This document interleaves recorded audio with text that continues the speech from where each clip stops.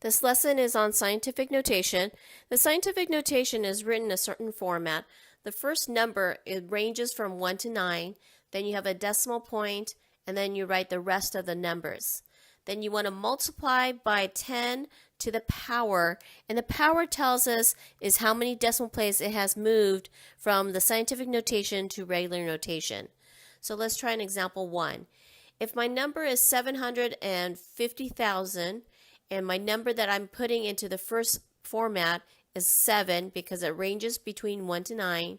Then the second part is the rest of the number. So the number really that you only have left is just the 5 because all the zeros after that will be put into the power.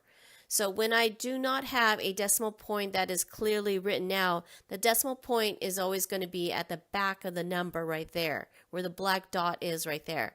So from the red dot, where it was 7.5, we're moving our decimal place to see how many places it moved over to get to the black dot, which was the regular notation right there.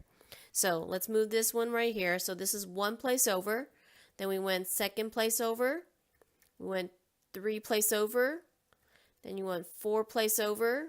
And then you take 5 place over.